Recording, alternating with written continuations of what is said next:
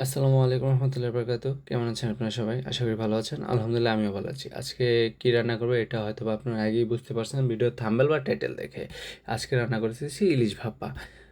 সম্পূর্ণ ভিডিওটা দেখবেন আর কি, কি লাগলো আমি আপনাদেরকে বলে দিচ্ছি।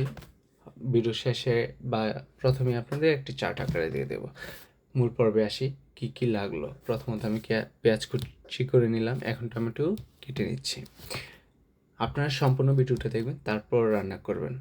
না হলে কোনো কিছু হলে আমি বলতে বা ওই দায়ভার আমার না।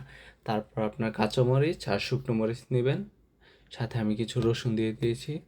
রসুন ব্লেন্ড করে নিয়েছি। এটাকে ক্রাশ বলা হয়, সম্পূর্ণ ব্লেন্ড করা না আর কি।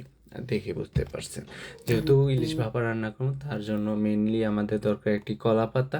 কলা পাতা নিলাম। কলা পাতাটা এমন নির্বাচন করবেন যেটা বাড়তিও না, কড়াও না, মিডিয়াম। তারপর হিট দিলে কি হয়, পাতাটা নরম হয় আর কি। নরম করার জন্য আমি হিট দিয়ে নিয়েছি। তারপর কলা পাতাটা নিয়ে তেল দিয়ে একটু মুছে নিলাম, যেহেতু মাখার জন্য আমার হবে আর কি, ভালো হবে তাই জন্য। তারপর পেঁয়াজ কুচি দিয়ে নিয়েছি। তারপর রসুনের কোয়া দিয়েছি। আমাদের মরিচের ক্রাশ যেটা আর কি ওইটা দিয়েছি। তারপর কাঁচামরিচ দিয়েছি। তারপর ইলিশ ভাপার মেন জিনিস যেটা সেটা হচ্ছে সরিষার বাটা আর কি, সরিষা বাটা দিয়েছি। তারপর সরিষার তেল দিলাম, দিয়ে ভালোভাবে মাখছি। আপনারা মেখে নেবেন। তারপর আদা, রসুন, জিরা দিবেন। আমি কিন্তু মরিচের সাথে রসুন দিছি, তাই জন্য রসুন আর এমনিতে বাটা দেই নেই, কিন্তু রসুনের কোয়া দিয়েছি। রসুনের কোয়া দেওয়ার কারণ হচ্ছে এটা আমার কাছে ভালো লাগে, যার কাছে ভালো লাগে সে দিতে পারে। শেষে হলুদের ফাঁকি দিয়েছি। যেহেতু মরিচ দেওয়া তাই মরিচের ফাঁকি দেয়নি, কিন্তু এক্সট্রা আপনারা দিতে পারেন। লবণটা এটা পরিমাণ মতন দিবেন। এসব যে ময় মশলা ছিল এটা পরিমাণ মতন দিবেন। আপনার কে কতটুকু পছন্দ হয় কোন জিনিস ওইটাই দিবেন। কিন্তু মোস্ট ইম্পর্টেন্ট যেটা সেটা হচ্ছে আপনার মরিচ ক্রাশ, পেঁয়াজ, আর হচ্ছে গিয়ে আপনাদের সরিষার তেল, এসব, আর ইলিশ মাছ, আদা জিরা, এ দুটা দিতেই হবে। এই মশলাগুলো দিতে হবে, দুইটার আর কি, সবগুলো দিতে হবে। তারপর সরিষার তেল দিয়ে সুন্দরভাবে মেখে নিয়ে তারপর মাছগুলো আবার সরাবেন। মাছগুলো দিয়ে মাছগুলো মাখবেন, তারপর সরাবেন। সরাই হালকা 3টা লেয়ারে সাজাতে হবে। প্রথম লেয়ারটা দিবেন হালকা পেঁয়াজ কুচি দিয়ে, তারপর এর উপরে মাছ দিয়ে, তারপর আবার পেঁয়াজ কুচি দিয়ে, টমেটোগুলো দিয়ে সুন্দর করে কাঁচামরিচগুলো উপরে দিয়ে, যদি রসুনের কোয়াটা আপনি প্রথম না দেন তারপর দিয়ে উপরে দিয়ে সাজাবেন। সাজানোর পর প্রায় 150 গ্রামের মতন টোটাল রান্না করতে আমার তেল লাগছে আর কি, তাই আপনার কিছু তেল রাখছি।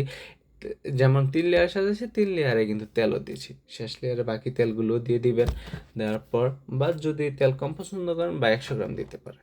তারপর আমি যেভাবে একটা কড়াই নেবেন, কড়াই নেওয়ার পর যেভাবে আমি করতেছি সেভাবে করবেন। কড়াই নিচে কিছু তেল দিয়ে নেবেন হালকা, যেন না ভেজে না গন্ধ হয় আর কি।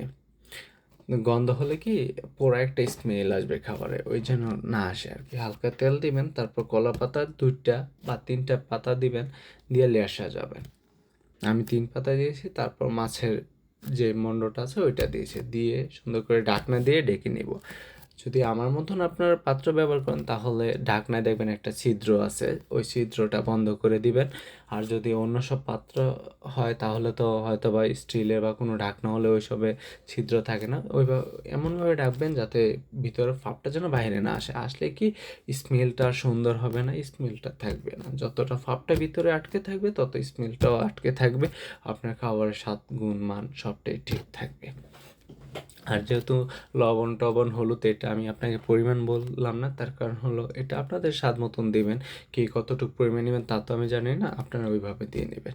তারপরে একটা চুলায় বসাবেন। বসানোর পর এই চুলাটা অন করবেন ফুল তাপে। আপনি মিনিমাম 2 থেকে 3 মিনিট রাখবেন। তো রাখার পর দেখবেন একটা ভিতরে শব্দ হচ্ছে।